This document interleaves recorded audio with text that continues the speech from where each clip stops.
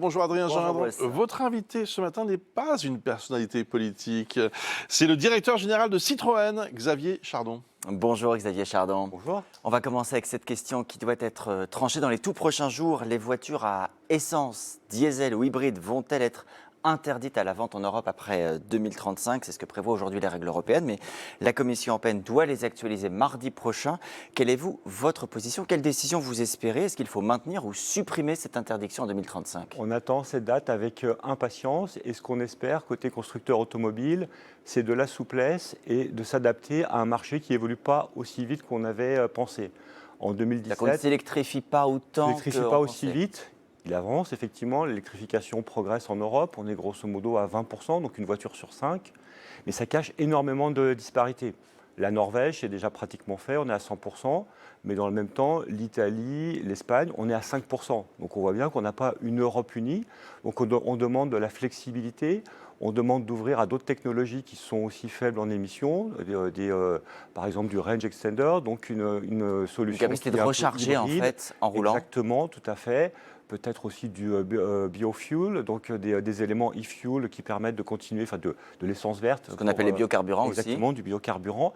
Donc cette solution doit nous permettre de répondre aux attentes des clients, de progresser, de prendre un peu plus de temps. Et il y a un sujet aussi qui est important, c'est le véhicule utilitaire. Alors, juste un point pour bien comprendre. Quand vous nous dites le temps, c'est parce que les consommateurs n'achètent pas d'électrique ou c'est parce que les industriels ne sont pas capables d'en produire? Quand on voit, on a beaucoup investi. Encore cet après-midi, le ministre de l'Industrie va inaugurer une usine qu'on appelle le Gigafactory de batteries électriques bas carbone pour justement alimenter les véhicules électriques. Donc on a des outils quand même. On a investi énormément. Chez Citroën, toute notre gamme est électrifiée. Donc on a fait des efforts énormes. De la plus petite C3 jusqu'au haut de gamme C5, nos véhicules utilitaires, on a électrifier 100% de la gamme. Donc le choix est là, mais les consommateurs nous disent pas tout de suite, il faut plus de temps, il faut des infrastructures. Parce que c'est trop cher? Parce que c'est cher, c'est plus cher que l'électrique, que le thermique aujourd'hui. Le coût à l'usage aussi sur un véhicule utilitaire, quand vous ne pouvez pas recharger à la maison ou au bureau, il est plus cher. Donc on demande un temps d'adaptation et il faut aussi qu'on ait des aides. Donc en France, on a la chance d'avoir des aides, mais dans beaucoup d'autres pays en Europe, ce n'est pas du tout le cas. Le gouvernement français, pas plus tard qu'hier, a envoyé une lettre à la Commission européenne en disant bon, si on part du principe qu'il y aura des bougies sur la date de 2035, il faut à minima une réglementation incitative à la production en Europe, dit la France. Est-ce qu'on serait capable de produire demain 100% européen, ou alors on va dire aux 3/4 européens, puisque c'est le chiffre qui est avancé par la France? Alors quand je regarde la marque Citroën, on produit 100% en Europe. Aujourd'hui, quand on se projette sur l'électrique, ce qui est important, ce n'est pas uniquement la production de nos véhicules, mais c'est que nos fournisseurs soient aussi implantés en Europe. Et on a un véritable sujet, vous en avez parlé, c'est celui de la batterie électrique, puisqu'il a une composante importante de la voiture.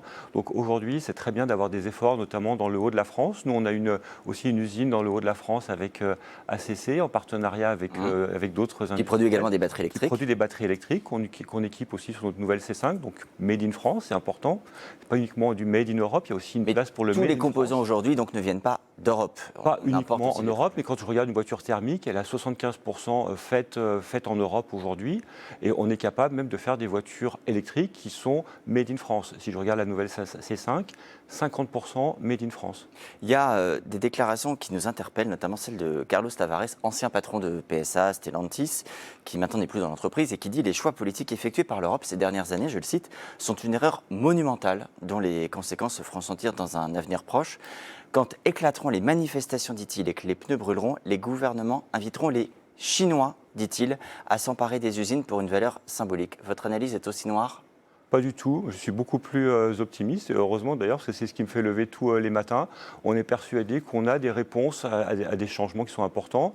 Citroën, on a 106 ans d'expérience en Europe. On a vécu des crises, on sait s'adapter. C'est ce qu'on est en train de faire en électrifiant nos véhicules. Mais aussi pour ça, il faut que l'Union européenne assouplisse certaines règles. Aujourd'hui, on a été toujours dans le toujours plus. On met toujours plus de régulations, de systèmes qui bipent partout dans la voiture. Ça ne correspond pas aux demandes des consommateurs. Vous dites qu'il faut des voitures moins équipées. Il faut des voitures qui soient plus simples et surtout, il faut des réponses où vous ne pouvez pas demander à tous les clients qui investissent 15 000 € dans une voiture neuve d'avoir les mêmes exigences, les mêmes demandes qu'une voiture qui coûte plus de 100 000 €. On demande un peu de pragmatisme. Ça veut dire que vous ne craignez pas la concurrence chinoise, que la puissance, la montée en puissance des Chinois, vous ne dites même pas peur? Moi, j'ai commencé à travailler dans l'automobile il y a plus de 30 ans. À l'époque, les Japonais, il y avait des quotas, ils étaient à 3%. Donc il y a eu les Japonais, les Coréens, maintenant les Chinois arrivent. C'est vrai qu'ils ont une avancée assez forte sur l'électrique, mais ça nous permet d'avancer, d'oser, et c'est ce qu'on fait chez Citroën. On vient de relancer le monospace, par exemple, parce qu'il faut qu'on innove. Et les Chinois, ils nous amènent encore à travailler davantage, à trouver des solutions pour les clients. Oui, c'est une concurrence, mais c'est une concurrence qui nous fait avancer. Et on a appris cette semaine que votre concurrent Renault allait construire 2 véhicules électriques pour Ford en France, précisément pour faire face à la concurrence chinoise, qualifiée d'ailleurs dans le communiqué commun de redoutable. Un partenariat comme ça pour Citroën, c'est envisageable ou ça a été fait d'ailleurs? Alors, la chance de Citroën, c'est qu'on fait partie du groupe Stellantis, donc on n'a pas forcément besoin d'aller s'allier avec des concurrents, puisque le Stellantis, vous avez Fiat, vous avez Peugeot, vous avez Jeep, on a une présence mondiale, donc on a la taille, les économies d'échelle qui nous permettent de répondre aux Chinois. On entend souvent des chefs d'entreprise dire en France, l'un des sujets, ce sont les normes. On en a parlé, ce sont aussi les impôts, les charges. D'autres évoquent le besoin d'une immigration de travail. Quelles seraient pour vous les demandes prioritaires à formuler au gouvernement? On est en pleine période budgétaire d'ailleurs justement. Qu'est-ce qui vous changerait la vie? Alors, ce qui change la vie déjà, c'est d'avoir de la stabilité et de la visibilité au niveau de la fiscalité automobile. L'an dernier, enfin le début de cette année, c'était une catastrophe. On a eu 14 changements de loi en 2 mois. Plus personne n'y comprend rien et ça se traduit par, en fait, je ne vais pas acheter, j'attends, je m'interroge. Donc la stabilité, de la visibilité, ça c'est le premier élément qu'on demande. Arrêter aussi de taper toujours sur l'automobile en augmentant les malus et en restant aussi dynamique, en soutenant ce secteur qui est important. C'est vraiment nécessaire.